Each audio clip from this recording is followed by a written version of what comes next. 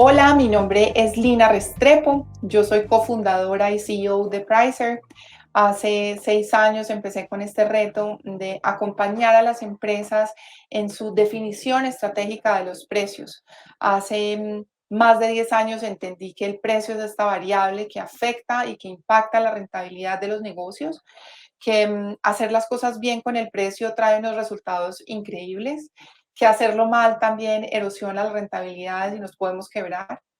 Amo el pricing, he podido acompañar a miles de empresas conversando del precio, entendiendo las oportunidades de precio, desarrollando capacidades.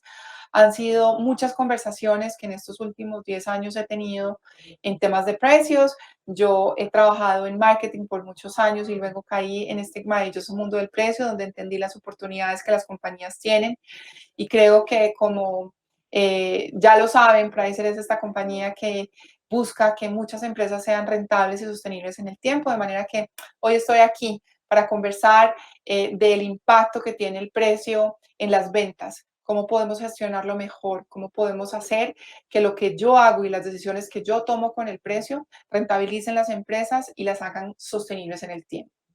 Empecemos hablando por pricing power y es la mejor definición de lo que uno quisiera tener en las compañías, es desarrollar esa capacidad y esa habilidad de que las empresas conozcan el valor que están entregando a sus clientes y por ese valor que están entregando a sus clientes sepan cuánto cobrar, ¿sí? ¿Cuál es el precio que tienen que ponerle a ese valor?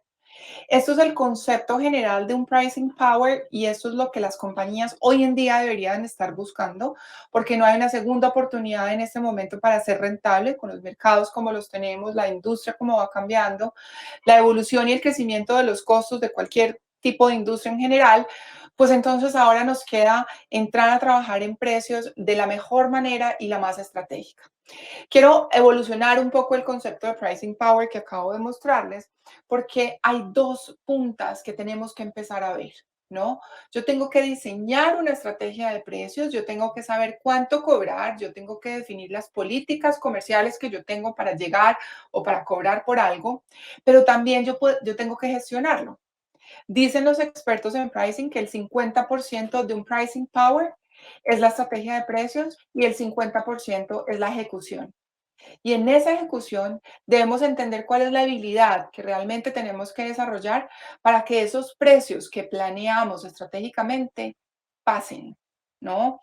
Que no se desdibujen con los descuentos y negociaciones que vamos haciendo en el camino, sino que por el contrario podamos hacer que esta estrategia sea eficiente, sea efectiva y finalmente traiga rentabilidad a las compañías.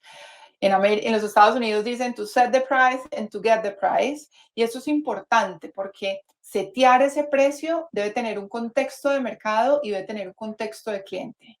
Y gestionar los precios es ir a la calle a cumplir con esas estrategias y siempre estar enriqueciéndolas porque lo que pasa en la calle es lo que enriquece ese pricing power que todos deberíamos ir a buscar. Quiero decirles que el precio no es solamente un número, el precio está conformado por múltiples, digamos, drivers en las organizaciones y aquí es donde empezamos a entender que cuando hablo de precios tengo que empezar a hablar de capabilities, ¿no? De que a quién tengo que empezar a desarrollar esas capacidades, esas conversaciones de pricing, esas sensibilidades al precio del mercado porque yo tengo que definir una estrategia y una metodología. Y esto está llamado a definirse por los primeros niveles de las organizaciones, ¿no? Si yo soy un emprendedor, yo debería empezar a desarrollar capacidades en pricing para tomar decisiones de precio en mi negocio. Yo debería pensar cuál es mi estrategia. Yo quiero ser el más barato, yo quiero ser el más costoso, qué quiero hacer con mi precio. ¿Qué pasa si me piden descuentos, no? ¿Cómo voy a tener las conversaciones con mis comerciales? ¿Son ellos los que hacen descuentos? me piden a mí que yo los haga, ¿sí? ¿Cómo es ese gobierno de toma de decisiones de precios? ¿A quiénes sí, a quiénes no? Y muchas veces nos vemos enfrascados en una toma de decisiones de precios muy, muy dura y debemos establecer unos procesos que acompañen las metodologías que vamos diseñando para acompañar la estrategia de precios. Siempre tenemos que pensar que las personas y los equipos que conforman este tipo de decisiones vienen, digamos, de todas las áreas de una empresa. Si yo soy un emprendedor, de todas las personas que me rodean, porque el precio, digamos que impacta todos los niveles de cualquier lugar de la organización. ¿Sí? Y qué bueno si tengo procesos de tecnología, herramientas de pricing que puedan sustentar estas conversaciones estratégicas y nos puedan ayudar a que la toma de decisiones sea mucho mejor, mucho más informada y no simplemente por lo que me dijeron, por lo que sentí, porque tengo que cerrar el mes con un presupuesto, sino porque tengo una información, una data que está acompañando esa estrategia, apoyando los procesos y la metodología para la toma de decisiones en precios. Este es un gran contexto que a mí me encanta darlo porque realmente es donde encontramos el poder del precio. Y aquí voy a un concepto interesantísimo para nosotros. El precio es ese balance entre diferentes aristas que pueda tener una estrategia de una empresa. Muchos emprendedores, muchas empresas pequeñas y medianas, inclusive grandes, vienen dadas por el volumen, ¿no? Entonces yo vendo camisetas, entonces lo que a mí me dice es que yo tengo que vender 150 camisetas al mes y yo lucho como sea para vender 150 camisetas al mes. Si estoy hablando no sé, de una persona que vende seguros, por ejemplo, dice es que yo tengo que vender, no sé, 15 seguros al mes. Está muy bien la orientación al volumen. Si estamos hablando de empresas grandes, entonces ya se mueven por participación. Yo tengo que ganar mi participación de mercado y toman decisiones ahí. Hay otras que lo ven desde un punto diferente. Y más que vender mucho, es vender en dinero bastante. ¿Esto qué significa? Que los ingresos son los determinantes de si me va bien o si me va mal. Ahí es donde empezamos a oír expresiones en cuánto vas a cerrar el año, cuánto vendiste el año pasado. Interesante, sobre todo el retail o los almacenes donde venden y comercializan productos o servicios, se mueven mucho por el tema de los ingresos. Y finalmente hay otra lista bien importante que se llama utilidades, contribución, margen de contribución y es finalmente la plata que me queda a mí después del ejercicio. El dinero que yo tengo después de vender, pagar los costos y los gastos, cuánto me va a quedar en el bolsillo. Entonces, ahí en la estrategia se mueven como tres aristas. El balance del volumen, los ingresos y las utilidades viene dado por el precio. Entonces, aquí la invitación es ayudémonos del precio y encontremos en el precio nuestro aliado para llevar a las empresas a ser rentables y a ser grandes en un futuro, pero siempre pensando en que el precio me ayuda a contraer o no la demanda, a tener más o menos ingresos y finalmente a ser más o menos rentable. Em, y entonces cuando el crecimiento de la compañía se trae vía precio, ¿qué pasa? ¿Sí? Y aquí es donde hago descuentos para cerrar negocios. Imagínense en que yo estoy por aquí y mi objetivo es vender mucho. Entonces el otro baja los precios, yo bajo los precios porque es más barato vender barato que caro, es más fácil vender barato que caro. Entonces yo hago un tema de volumen, ¿no? Yo vendo más, quiero más volumen, necesito vender mucho más, quiero tener el mercado. Y de pronto en la compañía B o mi competidor llega y me dice, venga, es que ellos son muy agresivos y ellos quieren robarse nuestra participación de mercado. Y al final lo que está pasando es que entramos en unas guerras de precios que no nos llevan a nada. Nosotros como vendedores, nosotros como dueños del área comercial de las compañías, tenemos que siempre pensar y nunca subestimar las guerras de precios. Hay una investigación muy interesante de Simon Kucher que dice que el 51% de las empresas han estado o están en guerras de precios en este momento y el 80% de ese 50% dice que la guerra de precios la empezó el otro. Entonces, al final, si el otro fue el que lo empezó en- y yo estoy participando en esta guerra de precios, todos vamos a salir como perdedores, vamos a destruir el valor de las organizaciones y esto no nos va a traer nada. Cuando estamos hablando de bajar el precio y, por ejemplo, miren el ejercicio que tenemos de las marcas, por ejemplo, de carros, ¿qué pasa aquí? ¿Sí? Esto es un círculo vicioso. ¿Por qué? Porque yo no puedo perder participación de mercado. Entonces yo tengo un comportamiento muy agresivo, ¿no? Yo voy y peleo con mis precios y hago promociones, bajo los precios, convenzo a mis clientes y resulta que quienes están ahí empiezan a defenderse y al defenderse empezamos a entrar a un círculo vicioso donde no gana nadie. Por eso al final del mes muchas veces han tenido varias listas de precios los concesionarios que venden carros. Y al final, para ganar una participación de mercado, los precios bajan. Y esto no puede pasar en las compañías. Esto no puede pasar en nosotros como emprendedores. Nosotros como pymes en Latinoamérica tenemos que estar impulsados por la rentabilidad y realmente entender que cualquier decisión que yo tome de precios me va a llevar probablemente a tener un impacto muy importante en la empresa.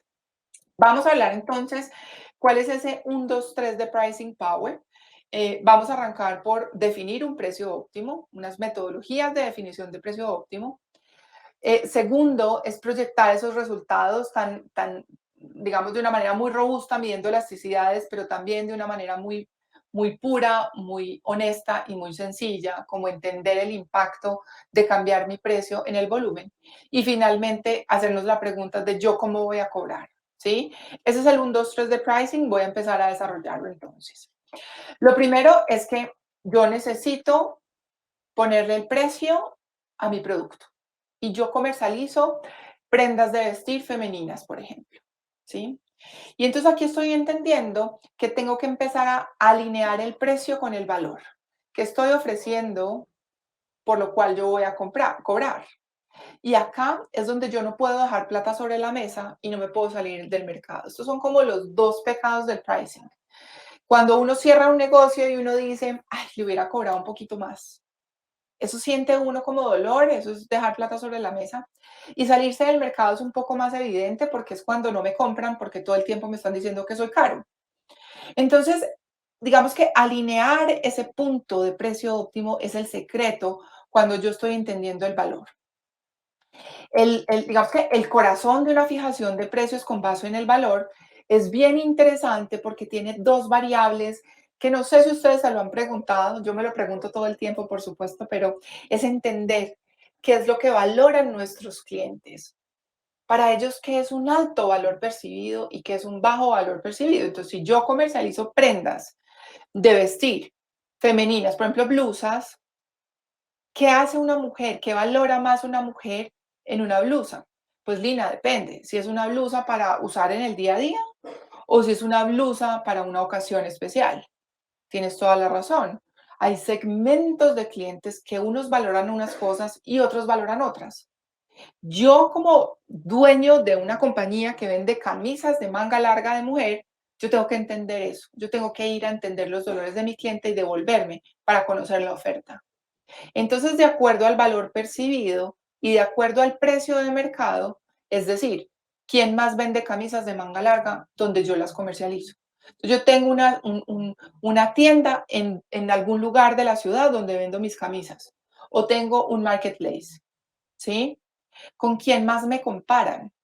La invitación es aquí a váyase a los zapatos de su cliente, vaya y entienda con quién ese cliente lo está comparando y usted vaya y haga el ejercicio completo. Cuando entiendes ese precio de la competencia y ese valor percibido del cliente, podemos llegar a construir el corazón de una fijación de precios con base en el valor, que esto se llama un mapa de valor. Y son estos punticos amarillos que ustedes empiezan a ver, ¿no? Entonces yo fui y vi unas camisas de manga larga, la tela no era tan chévere, en realidad era muy barato, pero también vi unas camisas con una tela increíble, con unos acabados increíbles, con unos detalles de joyería increíbles, muy barato, ¿no? Y empiezo a mapear en términos de valor percibido y precio mi mercado. Y cuando esto lo logro hacer, esto se llama una regresión lineal y es esa línea que une todos los puntos que yo pinto en esta recta.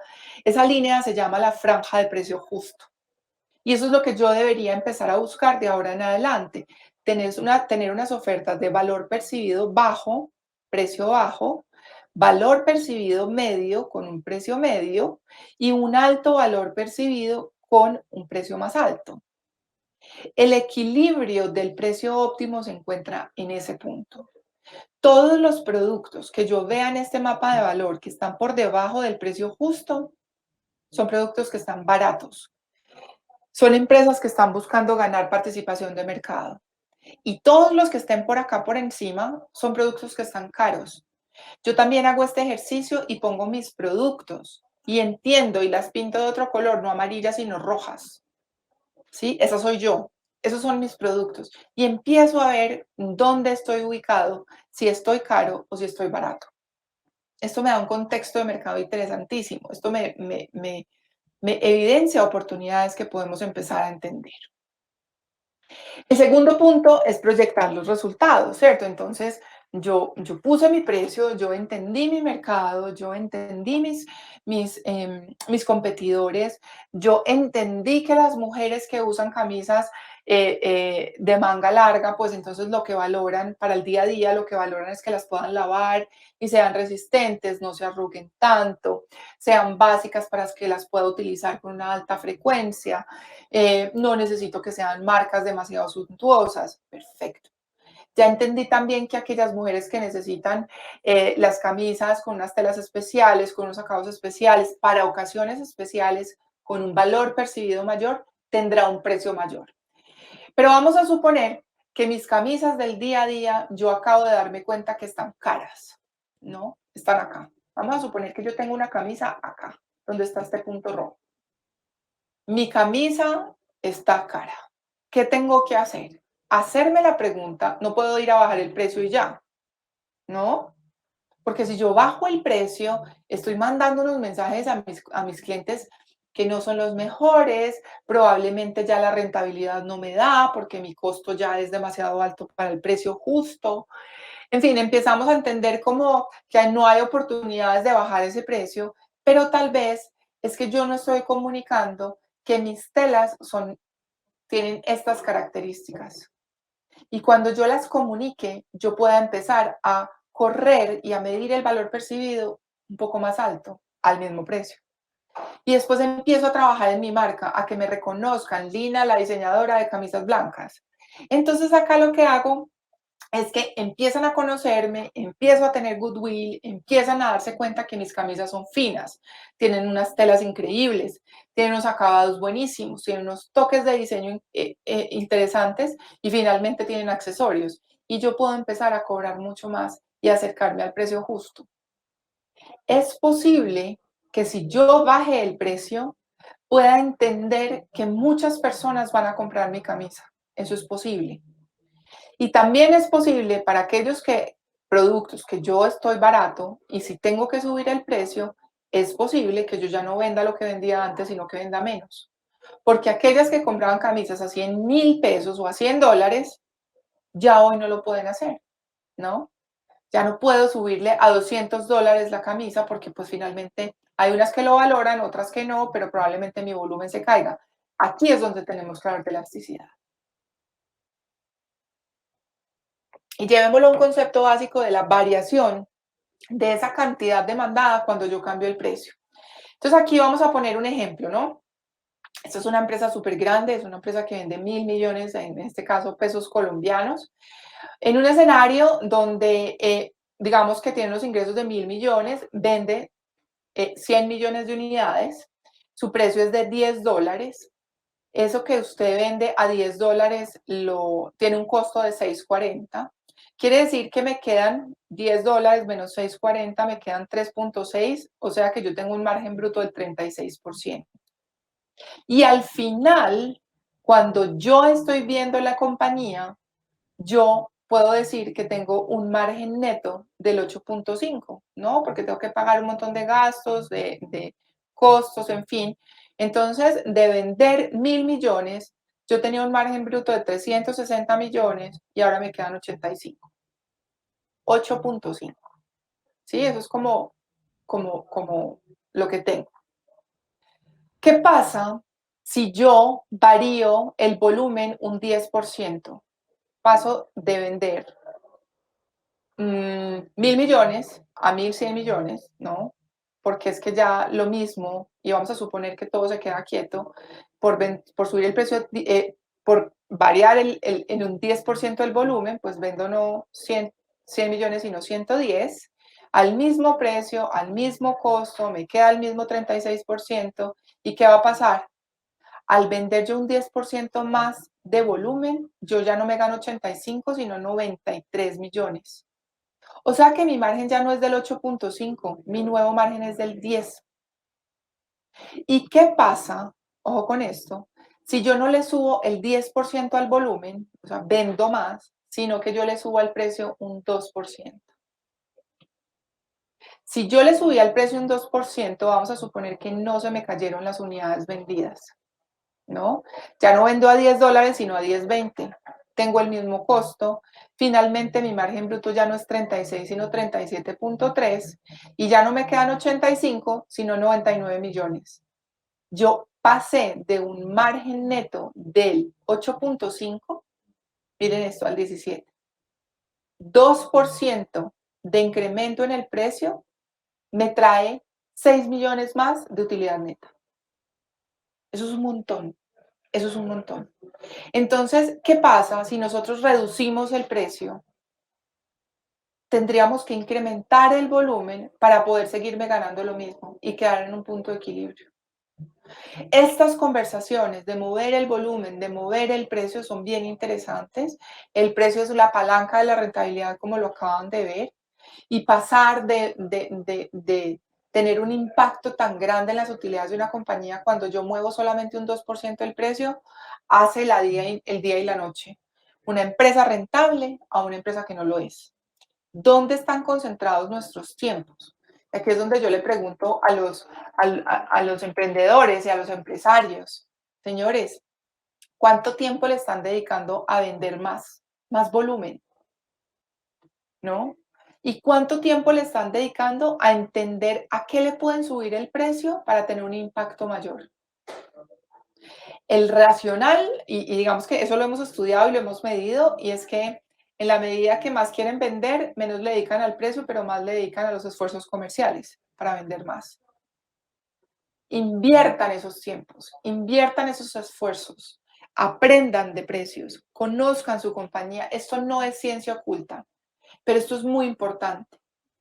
En compañías que miden elasticidades, digamos que haciéndolo muy bien, yo puedo hacer calculadoras y en realidad tengo a disponibilidad de todos que me escriban, por supuesto, tengo esa disponibilidad de entregar calculadores de puntos de equilibrios no tan sofisticadas como una elasticidad, pero aquí la pregunta es, ¿cómo hacer para entender si en el mercado donde yo estoy es muy elástico o es muy inelástico? Sí, muy elástico quiere decir que yo hago un cambiecito de precios y el volumen cambia montones. Inelástico es que yo hago el mismo cambiecito de precios y no pasa nada en el volumen. Hazte estas preguntas, ¿sí? En la industria donde yo trabajo, ¿siempre se publica el precio o nunca se publica el precio? ¿Sí? Yo estoy trabajando en una empresa, no sé, todas las empresas de, no sé, alimentos, por ejemplo, comunican siempre el precio, pero medicamentos no tanto. ¿Dónde está mi marca? ¿Yo soy un seguidor o yo soy un líder? Sí, eso es súper importante. ¿Cómo está posicionada mi marca? Entonces hay que trabajar por la marca para que yo pueda empezar a hacer cambios de precios que no impacten tanto en la cantidad de ventas que yo tengo. ¿Es un ciclo de venta largo o corto? Yo estoy vendiendo colchones, entonces puede ser un tema mucho más inelástico. Yo estoy vendiendo carros, un poco más inelástico. Yo estoy vendiendo chiclets, es un tema muy elástico y el cambio de precio impacta montones en el volumen. Y como esto, entonces, vemos una cantidad de razones por las cuales nosotros tenemos que entender y por lo menos hacernos estas preguntas de yo tengo un mercado que es más elástico o más inelástico, es decir, yo voy a cambiar el precio y esto va a responder durísimo o no. Y me tengo que preparar ahí. Y lo tercero en esta estrategia de precios para desarrollar este pricing power es que empecemos a hablar de cómo cobro. Estamos en una era digital. Estamos evolucionando la manera de cobrar, estamos evolucionando la forma en que nos relacionamos con nuestro cliente. Y si eso es así, es porque tenemos que cobrar de una manera distinta. Y aquí hay muchas oportunidades de rentabilizar las organizaciones mm, y de impactar a los clientes. Entonces aquí les voy a mostrar 4 que son bien interesantes. El objetivo aquí es que empiecen a pensar si cobran de una manera distinta, si podrían encontrar rentabilidades donde nunca la habían visto y que se conecten con el poder del precio para traer a la empresa rentabilidades y, digamos, una sostenibilidad asegurada. El primer modelo de monetización que quiero contarles está como muy de moda en este momento, los gringos los dicen que se llama servitization y es cuando yo voy a empezar a empaquetar mis servicios con productos, ¿sí? Entonces yo ya le vendo todo el soporte, yo ya le vendo el producto como tal, con el mantenimiento, ¿no? Y además, si tiene emergencias, yo lo atiendo. Pero tranquilo que yo me encargo de medirle todo. Nosotros acabamos de llegar en la compañía del último congreso de pricing en San Francisco y fue bien interesante porque en este modelo de negocio ya están los calentadores en Europa y Estados Unidos, los calentadores de las casas, donde yo no compro el calentador y que me lo instalen para calentar en el invierno mi casa, sino que ya llegan compañías que instalan sus equipos y se encargan de todo. Miden realmente la temperatura todo el tiempo, se anticipan a hacer mantenimientos, entienden cuándo optimizar o no optimizar la temperatura, miden si en la casa está habitada o no y se me olvidó apagar la calefacción, por ejemplo. Ellos entienden y tienen sensores en el ambiente donde una casa inteligente, donde están con calefacción, pues al final se encargan de todo.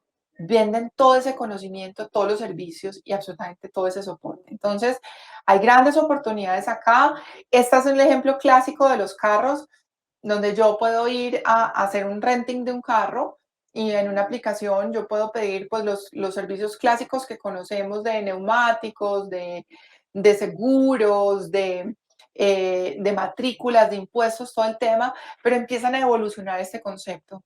Y a decir, es que la gente también necesita asistentes personales telefónicos, servicios de recogida, teleasistencias, botones SOS.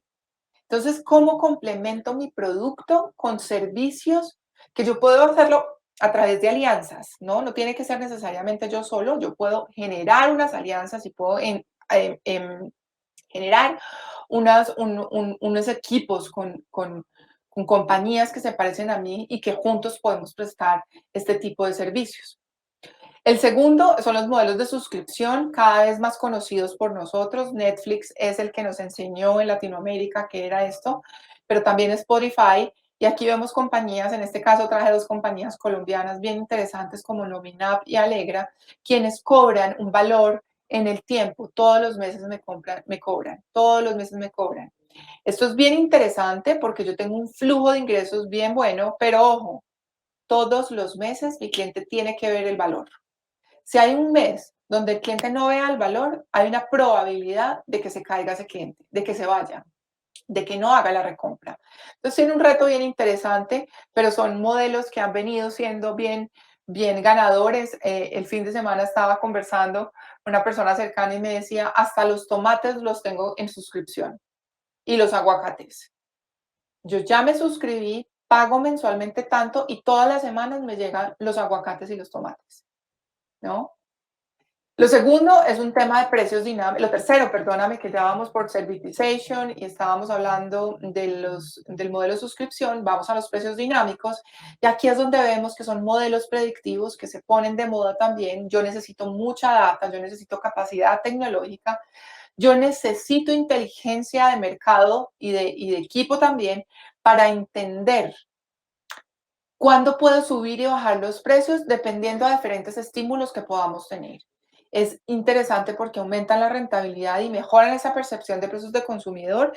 Entienden que a las 3 de la mañana estoy desvelado y esa camiseta que vi a las 3 de la tarde, a las 3 de la mañana desvelado, suben el precio un poco y yo hice la compra. Ya lo tienen fríamente calculado. Cuidado, cuando estos modelos de precios dinámicos empiezan a poner en riesgo tu marca. Y aquí pongo un tapabocas porque es el clásico. Yo tuve una alumna mía que estaba trabajando en un tema de una IPS y me dice, yo siempre le compraba mis tapabocas a determinado proveedor. Me elevó tanto los precios en la pandemia, ya sabemos que eso era pues natural en el momento, pero fue tanto y por encima de los otros que me prendió una alarma y en ese momento se los tenía que comprar, pero quise ya cambiar de proveedor. ¿Por qué? Porque ellos empezaron a cambiar los precios para arriba y para abajo en la medida que la demanda se subía. Y el cuarto es bien interesante, yo los quiero invitar a que vayan y vean este video, está en YouTube y se llama Paper Love. Y Paper Love lo que me está diciendo es que yo puedo empezar a cobrar por el uso de mi producto o de mi servicio. Paper Love es un teatro en España donde empiezan a cobrar por qué tanto se ríen las personas. En un momento donde las películas americanas eran las que estaban mandando la parada, donde Hollywood estaba en el tope y donde los teatros estaban cayendo en sus facturaciones y en el interés de las personas. Con tecnología desarrollan esta opción de cobro y empiezan a cobrar por número de risas. Entre más te rías, más pagas, hasta 29 euros creo que estaba en su momento. Michelin lo sabe hacer súper bien y es que entendieron que para los camiones, para los transportistas, no era cambiar las llantas cada tantos kilómetros. Era yo encargarme de que yo le reemplazo las llantas cuando esté en el momento de cambiarlos. Yo soy mucho mejor que la competencia con mi innovación, con mi tecnología, yo duro más que mi competencia. Entonces no me diga que a los 6 meses me tiene que cambiar cuando en realidad yo duro más. Entonces, en la medida que más uses las llantas, pues más me vas a ir pagando. Y eso se vuelve muy increíble. Quiero entonces darle las gracias por este espacio, porque hablemos de pricing power, que es un reto que estamos viendo todo el tiempo. Nosotros como equipos comerciales tenemos que luchar por la rentabilidad y la sostenibilidad de las compañías, como líderes de las empresas y como directores de mercadeo o de ventas, tenemos que preguntarnos si el precio está acompañando esa estrategia, si el precio verdaderamente está validando lo que yo quiero hacer y todo lo que yo quiero, digamos, comunicar a mi cliente en determinado momento. Quiero agradecerles por el espacio. Por favor, todas las dudas, todas las inquietudes, déjenmelas saber que voy a estar aquí para responderlas con mucho cariño. Muchas gracias.